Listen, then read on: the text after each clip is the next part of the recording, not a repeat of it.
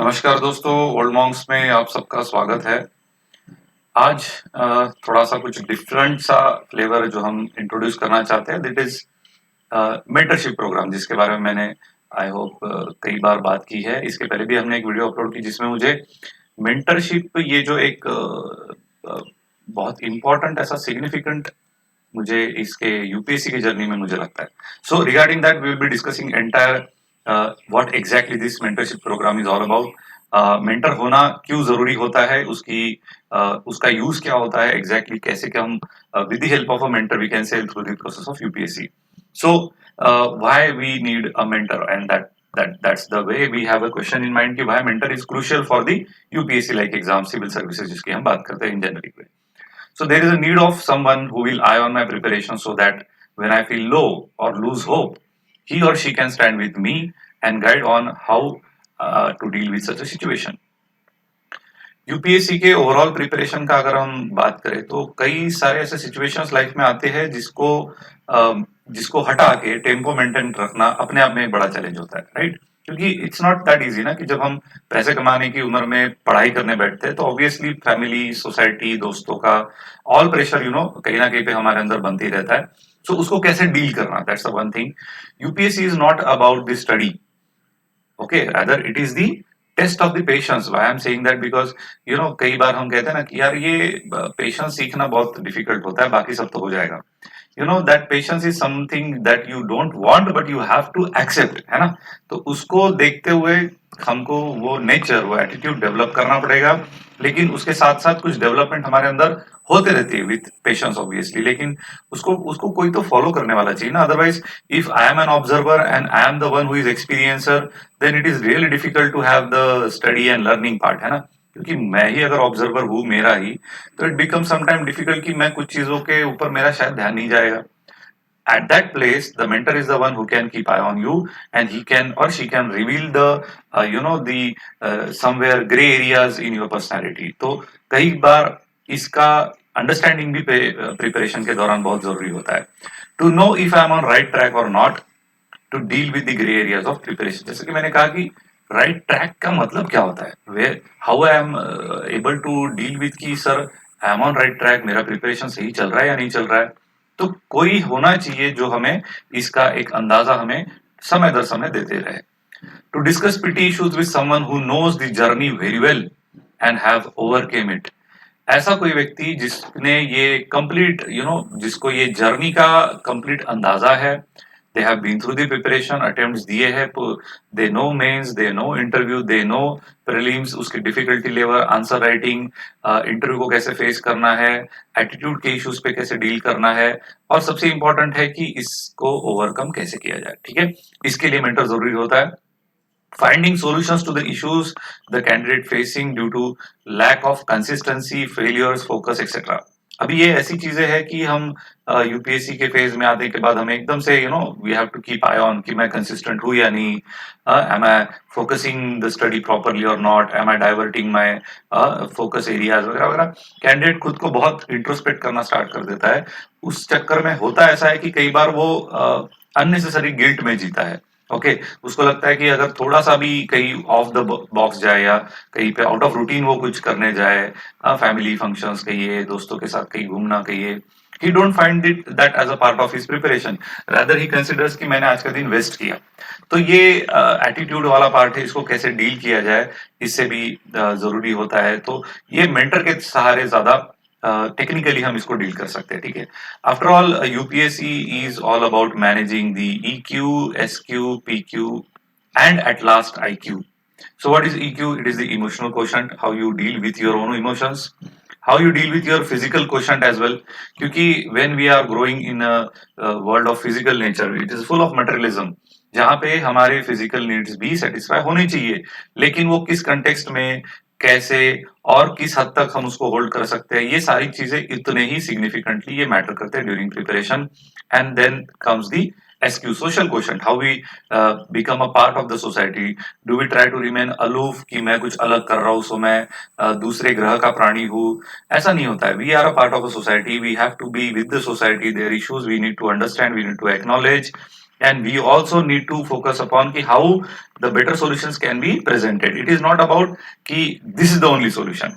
So वो diplomatic nature develop करना, अपने थॉट्स में क्लैरिटी लाना, उसको लॉजिकल डेवलपमेंट पे लेके जाना, ये सारी बातें आती है EQ, PQ एंड SQ में। और फिर एंड में कहीं तो IQ का काम पड़ता है, जहाँ पे हम इंटेलिजेंट क्वेश्चन की बात करते हैं, जहाँ पे कितने फैक्ट्स आप याद रख सकते हो, कितने फैक्ट्स आप ड्यूरिंग आंसर राइटिंग मेंस के लिख सकते हो इन आंसर्स, ये सब आईक्यू का पार्ट है। Because as long as you remember the facts with relevant nature of the question, उतना आपका जो आंसर है वो स्ट्रांग होते जाएगा। Obviously you will fetch good marks, ठीक है, लेकिन वो एनालिटिकल जो एक नेचर होता है यूपीएससी का, उसके लाइन में होना चाहिए। बट आईक्यू ये बहुत एक रिगरस प्रिपरेशन के बाद डेवलप होता है। इसके लिए मैं पहले कहूंगा कि फिजिकल क्वेश्चन आपका, यानी बैठने की क्षमता। आप कहते हैं ना हम कि कितने घंटे हम पढ़ाई कर सकते हैं, कितनी मेरी कैपेसिटी है, तो ये कोई चैलेंज नहीं है कि आप मैं 10 घंटे अगर पढ़ाई कर रहा हूं तो 10 hours is equal to UPSC का आईएएस, ऐसा नहीं होता यार। तो आपको थोड़ा सा इस पे ध्यान देना पड़ेगा कि मे बी मेरा अकाउंट जो है वो शायद 5 आवर्स का ही होगा, मैं 5 घंटा ही पढ़ूंगा, लेकिन 5 आवर्स की जो एफिशिएंसी होगी वो बहुत प्रोडक्टिव होगा। तो ये जो प्रोडक्टिव नेचर ऑफ स्टडी, इसको स्मार्टली स्टडी करना कहते हैं हम लोग, ये कैसे ला सकता हूं मैं? Okay, so knowing how to do it. Okay, so here the role of the I would say the mentor in that case is very crucial, ठीक है। तो that's why I focus on that part. It is the process and not the dreams that gives the result. तो ये बात हमें बहुत focus करनी है। हम में से कई लोग ये आईएएस के शॉर्ट्स के रील्स को देख के, है ना, आजकल वो ज्यादा चल रहा है सोशल मीडिया पे, तो इंस्टा के शॉर्ट्स रील्स पे इन्फ्लुएंस होके हम लोग प्रिपरेशन करते हैं। बट ये बहुत ही धोखा लगता है इन सब चीजों का, बिकॉज हमारा पूरा करियर स्टेक पे लग जाता है। So please not focusing on the dreams. Definitely अगर आप प्रोसेस पे फोकस करोगे तो ड्रीम अल्टीमेटली कहीं ना कहीं पे फिलअप हो ही जाएगा, ठीक है, सेटिस्फाई हो ही जाएगा। So to know what process one should follow, इसलिए प्रोसेस जानना बहुत जरूरी होता है इन प्रिपरेशन ऑफ यूपीएससी। कि अगर आपका क्लियर है फोकस कि मेरा प्रोसेस पे ध्यान देना है, लेकिन प्रोसेस कैसी है, कितनी डाइवर्स है, कितनी वास्ट है, ये 2-3 मिनट के इस स्लाइड के डिस्कशन में बताया नहीं जा सकता। थोरो एक जर्नी है जिसको 1 साल का पूरा ड्यूरेशन लगता है प्रिपरेशन का, and we generally focus upon that part, ठीक है। So this is the nature that I would like to part upon की why crucial the mentorship is. Now how the programme works, हम इसको कैसे execute करते हैं। As you can see there are Excel sheet presented in this slide, जहां पे subject के नाम लिखे हुए, इंडियन हेरिटेज, कल्चर, हिस्ट्री, यानी इसका हमने देखिए किस तरह से कैटेगराइजेशन किया है। Start date and end date की, इसका किस कौन से डेट में आपने स्टार्ट किया हुआ है वो हम इसमें लिखते हैं कैंडिडेट को फॉलोअप के लिए। ये दोनों को भी शेयर होता है, ये कि जो कैंडिडेट है और वो जो इवेलुएटर है वो। अप्रेजल डेट कौन से दिन है उसकी एक डेट लिखी जाएगी। एमसीक्यू कितने अटेम्प्ट किए उस वीक में और कितने आंसर उस कैंडिडेट ने लिखे। तो यहाँ पे जैसे आप देख सकते हैं हम एक वीक को डिवाइड करते हैं और एक वीक में डे वाइज प्लानिंग करते हैं। अभी आपको यहाँ पे मैं वो पार्ट नहीं दिखा सकता, बट जैसे यहाँ पे डे 1 लिखा है, तो डे 1 में मुझे कौन सा पार्ट कवर करना है, जैसे कैंडिडेट ने यहाँ पे लिखा हुआ है एंशिएंट कवर करना है। ऐसे डे 1, डे 2, डे 3 और डे 6 तक का शेड्यूलिंग लिखा रहता है। दैट्स वाई यहाँ पे हमने स्टार्ट और एंड डेट में आप देख सकते हो 3 to 8 जुलाई, हाँ, ये टाइम स्लॉट लिखा हुआ है, ये डेट स्लॉट लिखा हुआ है। और उसका जो अप्रेजल है वो 9th of the जुलाई को होगा। और हम वहां पे before we start a week we decide कि कैंडिडेट कितने एमसीक्यू स्टार्ट करना चाहता है। Let's say 10, let's say 50, it is all depend upon the candidate. Similarly, if the case of answer writing, candidate can solve 5 questions or he can solve 10 questions in a day. So depend on कि candidate की capacity क्या है, study का speed कैसा है, और ये vary होता रहता है रिस्पेक्ट टू दी, तो हर कैंडिडेट का अलग अलग होता है। अब ये जो स्टूडेंट है जिन्होंने उनका अपना प्लानिंग किया हुआ है, उनके सजेशंस के अनुसार हमने ये बनाया, because we generally focus upon कि कैंडिडेट अपना खुद का प्लान दे। अगर हम प्लान देने लग जाए और कैंडिडेट को फिट बिठाने की कोशिश करेंगे तो it will be pressurisation somehow, जहां पे वो खुद के मन से नहीं कर रहा है। So even one topic in a day also good. Initially कोई प्रेशर नहीं रहेगा, बिकॉज कैंडिडेट को पहले खुद को समझना पड़ेगा कि मेरी स्पीड क्या है, how at length I can see it, what is my speed of writing, solving the MCQ and answer writing. ये सब एक दिन में आपको बिठाना है। दैट्स वाई इसका जो डिवीजन ऑफ लेबर कहते हैं हम, उसको अकॉर्डिंगली हम प्लेस करते हैं। So this is the way we keep eye on the each subject. So ये वीक वाइज आप देख सकते हो, वीक 1 का प्रिपरेशन, वीक 2 का प्रिपरेशन, वीक 3 का प्रिपरेशन, वीक 4 का प्रिपरेशन, इसमें रिवीजन पैटर्न्स भी हमने रखे हैं, वो हम कैंडिडेट को बताते हैं उनके अनुसार। अभी जैसे ये सब्जेक्ट जो कैंडिडेट है उन्होंने पहले हिस्ट्री से स्टार्ट किया, that's why we have clearly written the detail syllabus of history. जैसे आगे ज्योग्राफी आएगा तो उसके डिटेल्स यहाँ आ जाएंगे। जैसे अभी silent feature of Indian society, diversity आएगा, ये यहाँ पे फिलअप हो जाएगा। अकॉर्डिंगली उसके स्टार्ट और एंड डेट होंगे, अप्रेजल डेट होंगे, नंबर ऑफ एमसीक्यू और राइटिंग प्रैक्टिस होगी। इसके डिटेलिंग कई ज्यादा है, बहुत मैं अभी आपको इस वीडियो में तो नहीं बता पाऊंगा, लेकिन मैं आपको बस एक ग्लिम्स दे रहा हूँ कि how we do it. Okay, so this is how we start with. Next is कि इसमें हम जो कैंडिडेट का सब्जेक्ट वाइज की हिस्ट्री है, उसका आज डे का रीडिंग हुआ है क्या, राइटिंग हुआ है क्या। ज्योग्राफी, आज का रीडिंग हुआ है क्या, राइटिंग हुआ है क्या। दिस में वेरी, जैसे हमने अभी अभी देखा कि हिस्ट्री का पॉइंट नंबर 1 शायद एंशिएंट था, फिर उसमें सेकंड था होगा इंडस वैली सिविलाइजेशन, फिर थर्ड होगा उसमें प्री वैदिक पीरियड। ठीक है, sorry,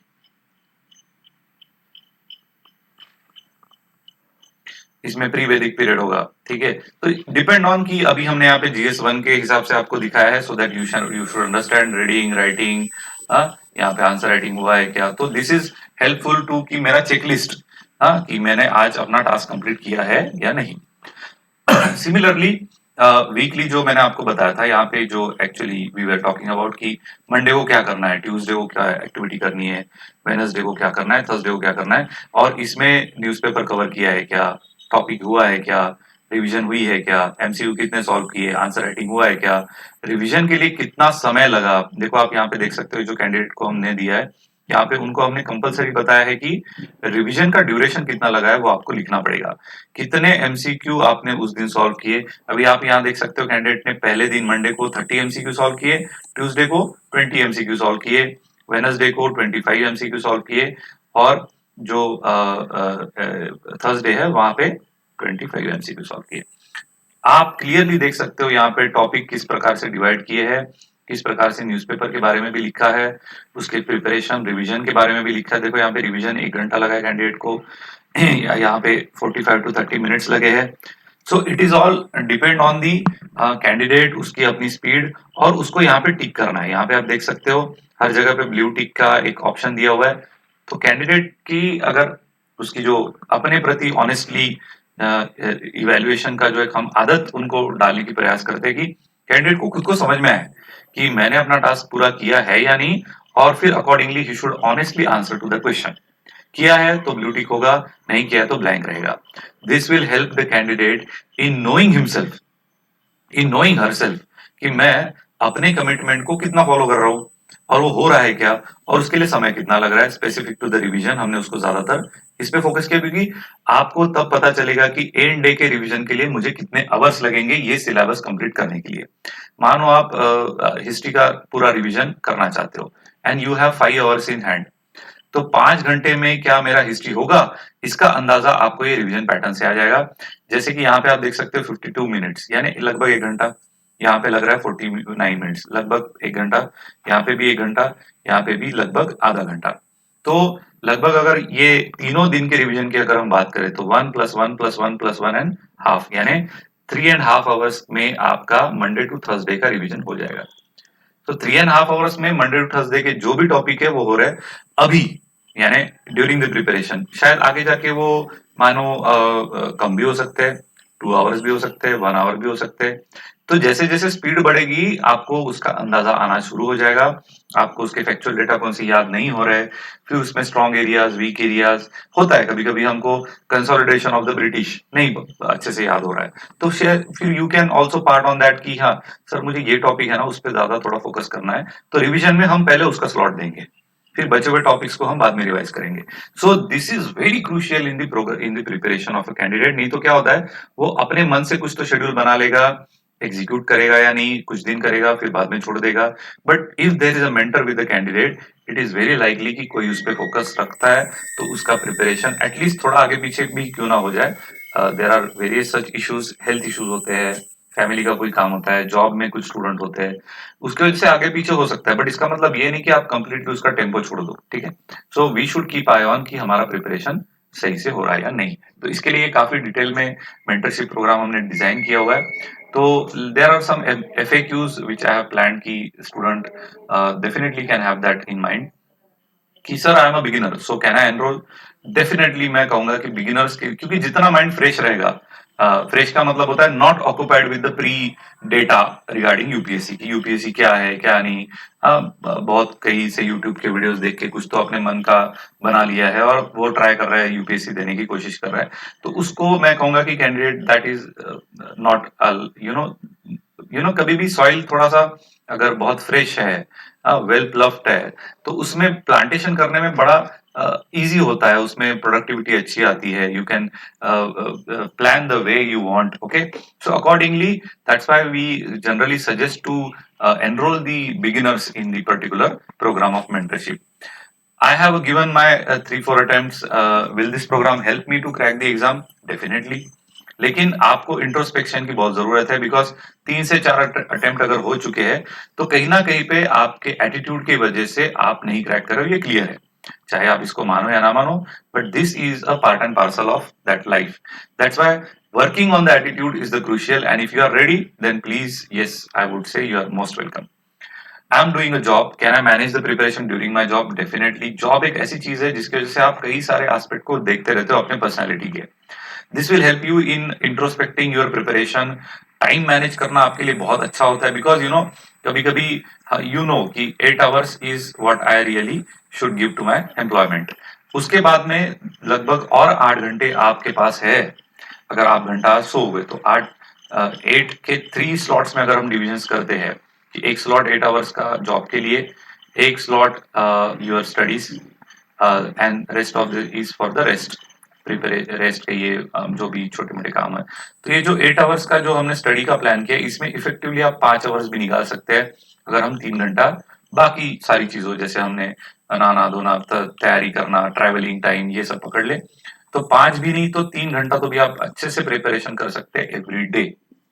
and 3 hours is not small amount of time. So definitely, but उसको कैसे करना है ये मेंटरशिप में हम आपको बताएंगे कि कैसे वो टाइम आप मैनेज कर सकते हो, कैसे आप अपना प्रिपरेशन स्किलफुली स्मार्ट तरीके से फॉलो कर सकते हो।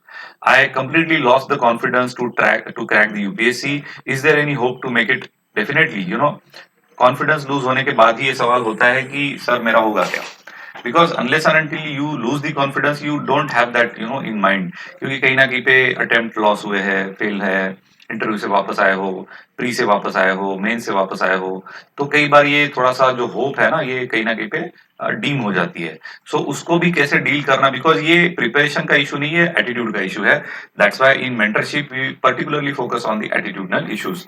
तो if you have any FAQ regarding this, you can have a question in mind, and definitely I think I have addressed all the questions. Now coming to the most significant part, what is the fee structure, कि हम इसके लिए क्या fees charge करते हैं आपको। Now regarding this prelims examination, सिर्फ prelims का जीएस पेपर 1 पेपर 2 साल भर का plan, see specifically mentioned here a year plan. Why I have said that कि ईयर का प्लान, बिकॉज दिस ईयर का प्लानिंग में आपको एक ईयर में क्या क्या हम करने वाले हैं जिसका मैंने अभी डिटेल आपको बताया। डे वाइज प्लानिंग हम करते हैं, ठीक है। तो वैसे प्रीलिम्स का पेपर 1 पेपर 2 का कंप्लीट ईयर का प्लानिंग होगा 10,000 rupees.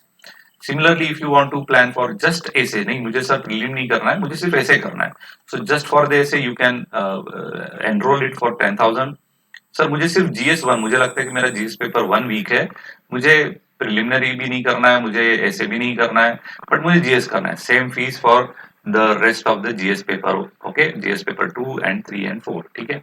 But if you want a mentorship for total UPSC CSE, जैसे मैंने कहा कि जैसे आप अगर इसको ऐड करोगे, सो ये सारे कंपोनेंट 1 2 3 4 5 एंड प्रीलिम का 6, ये सारे 6 कंपोनेंट को ऐड करने के बाद आप देखोगे तो 60,000 अराउंड इसका कॉस्टिंग आएगा एक साल का।